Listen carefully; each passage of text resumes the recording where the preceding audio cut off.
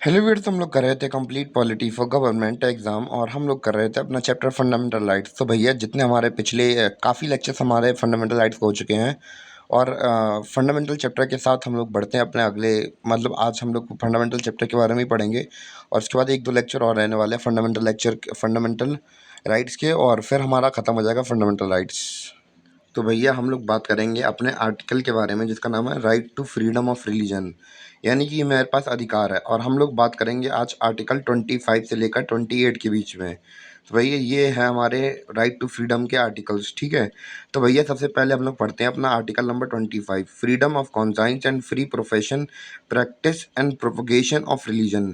यानी कि अनुच्छेद 25 में क्या दिया गया है, अंतरात्मा की स्वतंत्रता और धर्म का स्वतंत्र व्यवसाय, अभ्यास और प्रचार। यानी कि कहने का तात्पर्य ये है कि मेरे मन में अगर मेरे मन को भाया तो मैंने आलू काट के खाया, यानी कि यही बात हो गई। यानी कि मुझे जो धर्म पसंद है, मुझे कोई धर्म अगर अच्छा लग रहा है, मुझे उसकी प्रैक्टिस अच्छी लग रही हैं, तो भैया वो मैं धर्म बिना किसी की इच्छा से, मतलब ऐसा नहीं कि मैं किसी के कहने पर या फिर कुछ कर रहा हूँ, मैं अपनी इच्छा से उस धर्म को अपना सकता हूँ। क्या कर सकता हूँ, अपनी इच्छा से उस धर्म को अपना सकता हूँ। ये मेरे पास राइट है कि भैया कोई मुझे रोक नहीं सकता कि मेरे पास कि मैं सिखिज़्म को नहीं जॉइन कर सकता या फिर इस्लाम को नहीं मान सकता या फिर हिंदुइज़्म को नहीं मान सकता या क्रिश्चियनिटी को नहीं मान सकता। तो जो जहाँ पे मैंने जाना चाहूँ वो धर्म अपना सकता हूँ मैं, जो मुझे अच्छा लगेगा।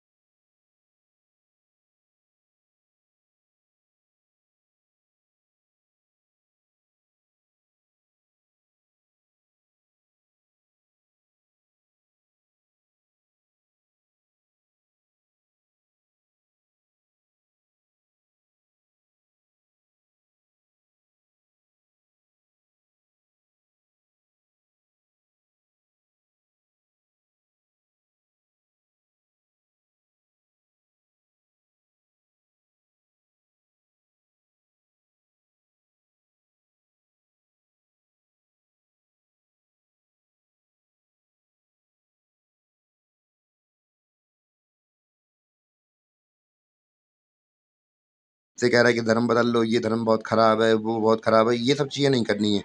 ये सब चीज़ें आपको शोभा नहीं देती हैं। और भैया इसी के साथ हमारा आर्टिकल 25 होता है कंप्लीट। अब भैया बढ़ते हैं अपने आर्टिकल 26 की ओर, freedom to manage religious affairs.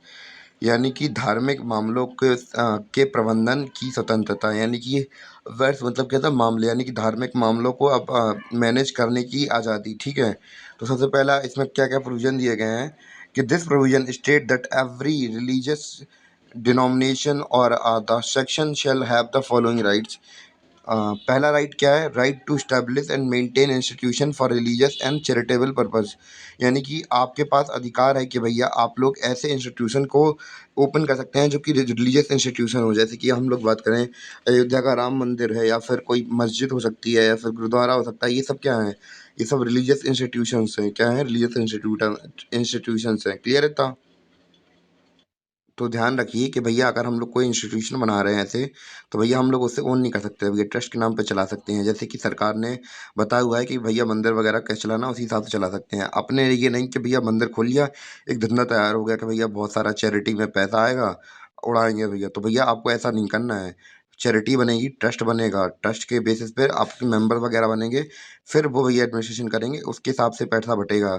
ये नहीं कि भैया कोई पर्सनल एक सिंगल आदमी पूरे बहुत बड़े इंस्टीट्यूशन जैसे कि गुरुद्वारा हुआ, तो भैया उसको ओन थोड़ा ना करता है कोई इंस्टीट्यूशन के। तो वो हम लोग बात करें ग्रुप ऑफ।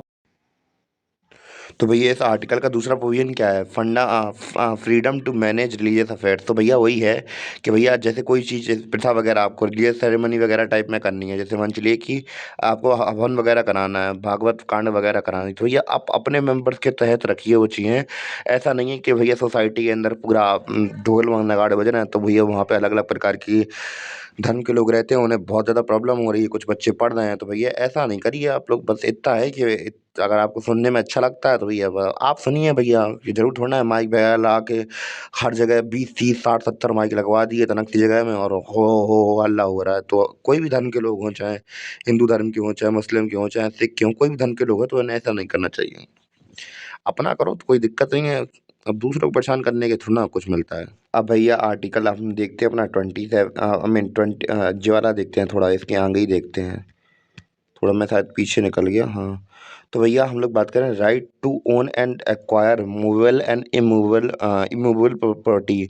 यानी कि भैया अब जैसे कि कोई धार्मिक इंस्टीट्यूशन है, तो भैया जैसे कि मान चलो कोई मंदिर है, ठीक है, उसके जैसे ट्रस्ट बना है, ठीक है, तो भैया अब हम लोग जो ट्रस्ट के लोग हैं, तो भैया हम लोगों के पास अथॉरिटी है कि भैया हम लोग इसको एक्वायर कर सकते हैं, ठीक है, हम लोगों के पास अधिकार है। अब मूवेबल और इमूवेबल प्रॉपर्टी क्या होती है भैया? मूवेबल प्रॉपर्टी के भैया पैसा आया ट्रस्ट में, वो मूवेबल प्रॉपर्टी होगी। इमूवेबल प्रॉपर्टी क्या हो जाएगी भैया? जिस जमीन पर हमारा इंस्टीट्यूशन बनाया, चाहे वो सिखों का गुरुद्वारा हो या मुस्लिम्स का, हम लोग बात करें वो क्या बोलते हैं, दरगाह वगैरह हो, या फिर हिंदुओं का मंदिर हो, तो भैया हम लोग ट्रस्ट के पास से इतना पावर है कि भैया उसे एक्वायर कर सकते हैं। जैसे कि एग्जाम्पल के तौर पर वक्फ बोर्ड का हम लोग चर्चा करते हैं। जैसे कि वक्फ बोर्ड में क्या है कि भैया उसके ट्रस्टीज होते हैं, तो जैसे कि हमें पता है कि ट्रस्टीज वगैरह होते हैं, तो भैया वो ओन करते हैं, तो उसमें वक्त वोट में मुस्लिम्स हैं, तो मुस्लिम्स ओन करते हैं उसे, ठीक है, प्रॉपर्टीज वगैरह।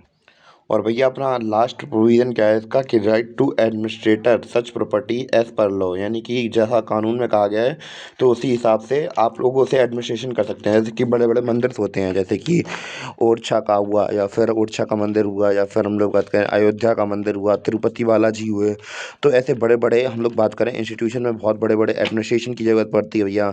मंदिर के पुजारी देखना, या फिर बॉडी गार्ड वगैरह देखना कि कोई चोरी नहीं कर ले, खाने को लेकर, प्रसाद को लेकर, सफाई को लेकर, हर चीज़ तो देखनी पड़ती है ना भैया। एडमिनिस्ट्रेशन एज पर लॉ करना पड़ता है, ठीक है, जैसा लॉ कहता है उसी हिसाब से एडमिनिस्ट्रेशन करना पड़ता है।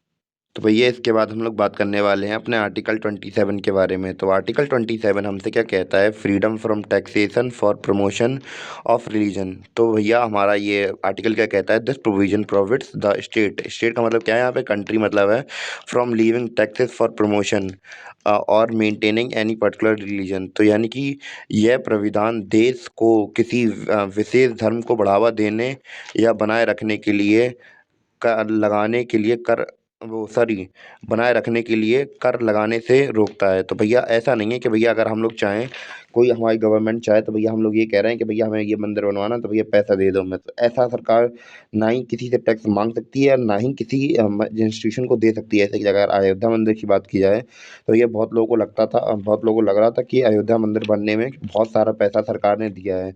तो यह सरकार ऐसा नहीं कर सकती है, कोई इंस्टीट्यूशन को बनाने के लिए पैसे नहीं दे सकती है, लोगों का पैसा बहुत मेहनत से कमाया जाता है। तो हम सरकार किसी भी रिलीजन इंस्टीट्यूशन को बढ़ावा देने के लिए ऐसे पैसे नहीं दे सकती है, ठीक है। तो भैया हमने वही देखा कि भैया जो सरकार है हमारी, तो भैया वो टैक्स नहीं ले सकती है किसी भी धर्म को, किसी खास धर्म के प्रचार के लिए कि भैया आप पैसे दीजिए, या फिर इन्वेस्ट भी नहीं कर सकती है कि भैया हम यहाँ पे पैसा लगा रहे हैं, ठीक है। क्लियर हो गया? और ऐसा क्यों होता है? क्योंकि भैया हमारी कंट्री सेकुलर है, इसलिए किसी खास धर्म को प्रमोट नहीं करते हैं वो लोग। उम्मीद है आपको समझ में आया, क्योंकि भैया हम लोग सेकुलर हैं, सेकुलर कंट्री है, हमारे कॉन्स्टिट्यूशन के प्रीएम्बल में लिखा है सेकुलर है हम लोग। तो भाइयों आज का लेक्चर केवल यहीं तक था, और मिलते हैं अपने अगले लेक्चर में। तब तक के लिए धन्यवाद, बाय। और हाँ, बता दूँ, एक अनाउंसमेंट कर दूँ भैया, बाकी लेक्चर्स चाहे रिप्लेस में रहे तो विज़िट कर लेना सारे लेक्चर्स।